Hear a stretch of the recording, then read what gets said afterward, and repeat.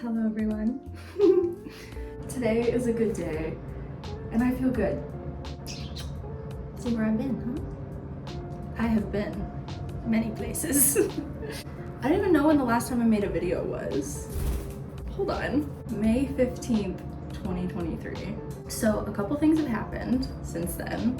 One of the biggest things that happened or that I did was going to outpatient intensive treatment for mental health. Yeah, that was something that I did and it was scary. I didn't think it was gonna be as much work as it turned out to be in a program like that. But all in all, it was so worth it. It was so worth it. I'm so glad I did it. I'm so glad I did it. I certainly got a lot out of it too. It was so exhausting. I think I came home right from program and just fell asleep on the couch usually.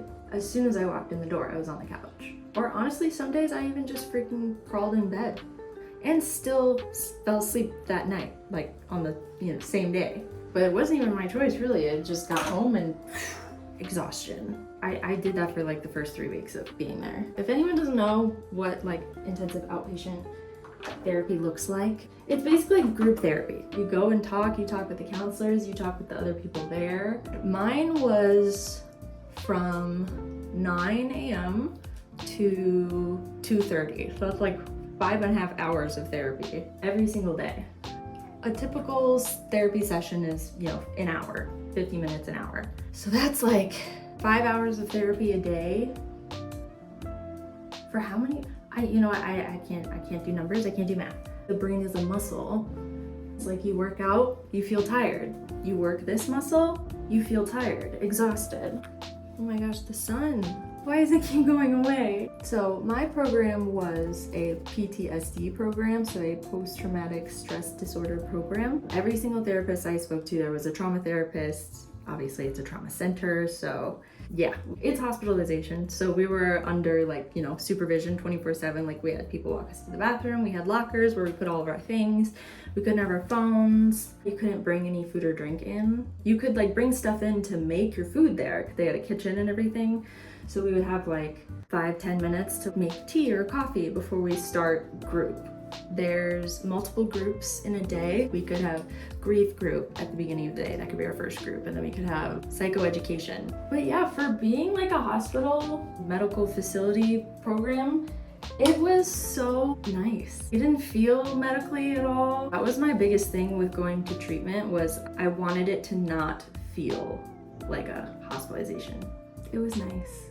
I was there for 7 weeks, and it's usually 6 to 8 weeks. Throughout your first week, they kind of start to judge how long you might be there for. If you're ready to leave, you're ready to leave. And they tell you that. They're like, hey, you've been doing really well. We think you're ready to graduate. She's staring at me. And you have to meet certain criteria to be accepted into these programs. So mine had a 14-person cap. Well, at 14, they didn't accept new people anymore. The program that I went to was very new. It had only been open for 3 months maybe when I got there. I'm glad that I was released when I was, because a lot of changes started happening. There was, be my cat. Hi, baby. What? Lots of changes were happening. They added a new cohort. They now cap out at 28? I don't know. They started mixing cohorts, which I wasn't a fan of personally. I mean, number one, because I hate change, and number two, why? Why? Why would you do that? I think if they were gonna mix cohorts, they should have, we should have had one group all together. They just started combining us with 14 other people that our group didn't even know. We hadn't talked to them, we don't know anything about them, don't know their background. It's kind of weird.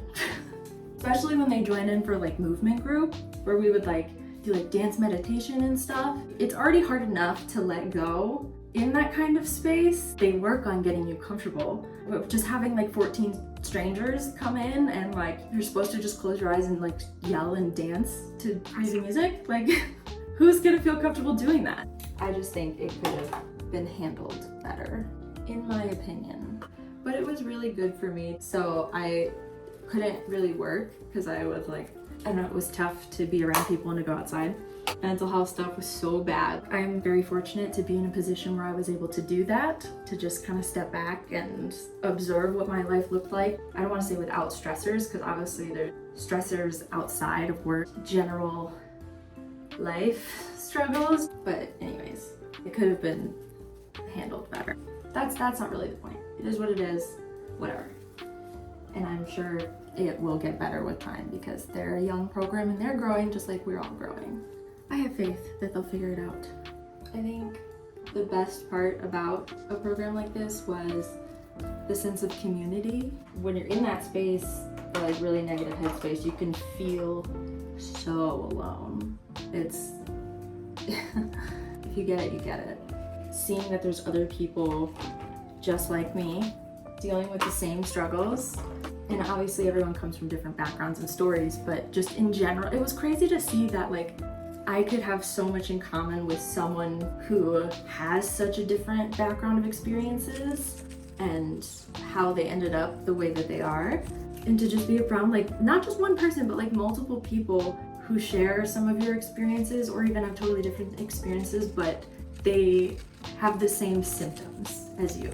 All in all, it was a really good experience, learning experience, whatever experience it was good for me. And I think if you're looking into a program like this or you're struggling, help isn't as scary as it seems, turns out. If help is scary or has been scary in the past, I think you're just asking the wrong people for help.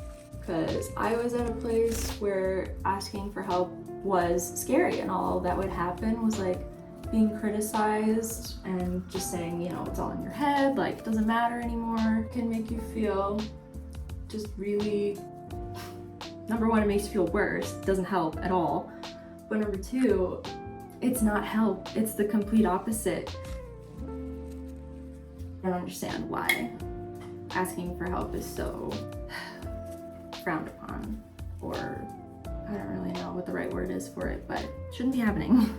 The main thing that this program did for me, before I had done everything, I had the medications right, eliminate every single stressor in my entire life, yet I was still stressed. And at that point, you're just like, well, what am I supposed to do now? There's literally nothing real or rational that's stressing me out. Like, why is it affecting me so much? I just want to be like, you know, I've tried to tell myself that it's not real too, but that doesn't go very well, you know? I think we've all tried to tell ourselves that it's not real, or it's not true, or that it's not happening. And maybe you can believe yourself for a little while. Maybe it's working. But are you really happy? Really? And honestly, questions like that, they were hard for me to answer. I didn't know how to answer, are you happy? Well, I have nothing to be sad about, so I should be happy, right? Then you just end up saying, yeah, I'm happy, even though you might not be. Your body will literally tell you when you're not happy. And if you're someone that doesn't cry, you need to go to therapy. But yeah, it's unfortunate that emotions are scary, you know? When you're in the position where like the way you're feeling is not safe within yourself, because that's kind of all you have at the end of the day is yourself. And I feel like I tried so hard for so long to try to find happiness in other people because I didn't really understand that it was possible to make yourself happy. And as crazy as that sounds, like obviously logically I knew that, but it's not real until you've actually like learned it, you know? That's why kids don't listen, because nothing is real until it's actually happened to you. Unless you're an empath. I would say I'm definitely one of those types of people. The best way to describe empathy, I guess, is almost like, and hear me out on this, but like being an actor or an actress, those people who act, they have the ability to like access, like truly access the feelings of somebody else or their character, it looks so real because they're not acting anymore. They genuinely feel those feelings of that character. And yes, they know that it's not real, but their body doesn't, you know, because the way that they're thinking is triggering those feelings, which is a blessing and a curse, really, because there are things that I shouldn't put that much energy into caring about, and I just care so much, which is ridiculous, because I shouldn't, and I don't want to, but I do. Why? I couldn't tell you. I mean, I could tell you another time. Another time. What are you doing, Stink? Hello? Being climbed like a jungle gym. What? That's it? You're done? She climbed and then jumped. Hi, baby. This is my other cat, who's a lot more shy. This is Mabel. The other one was Maisie. That's a life update. I got cats. And Mabel is like abnormally soft. I've never felt a cat this soft in my life. Even her sister. They're litter mates, by the way. They're a bonded pair. But anyways, I don't remember what I was talking about because I got distracted by cats and birds. Moral of the story, don't be afraid to ask for help. It's strong, not weak. I'm also gonna use the camera as a mirror real quick, so like don't mind my eyeballs being in your face. No, I can't do it. It's too hard. Hold on. Too hard, need a mirror. I don't trust it. Not too shabby. Not too shabby. Hi. Huh, I don't like it. What are you doing? Look how much better that went when I like used an actual mirror.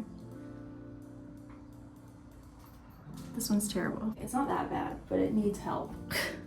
When doing eyeliner, it's important to know when to stop. Okay, well that's gonna have to do. I also don't even know if you can see anything anymore because the light's being weird. What if I move over here? Slightly better, maybe? I don't know. Last but not least, no, just kidding. This first. Setting spray, important. I know some people don't like to tap their setting spray, but I do. Peeps, you look like a bat over there. Ridiculous, absolutely ridiculous. Okay, now last but not least. Not too shabby. I think they turned out pretty good. Happy. Basically, the things that have happened in my life are going to an outpatient mental health program, adopting cats. I still have my bird, as you saw. Honestly, my life is good right now. I'm good. Oh, I gave myself bangs a while ago. This is what they looked like if they were shorter. I don't think they turned out that bad. But now they're at the awkward phase of growing out, so I'm not sure what to do about that. I think we might just do ponytail today. Yeah. Pull out the ones that want to come out to play today. Oh my god! That was so hard. How high? How high should we go? Right there? At what age does the high ponytail stop? Oh no, I just pulled out a really long one. It feels very young to me. Maybe that's just because my mom always put my hair in a high ponytail and she always emphasized high pony. Like ever since I was little. I'm only 24. I'm starting to feel too old for a high pony, you know what I mean? It's comforting.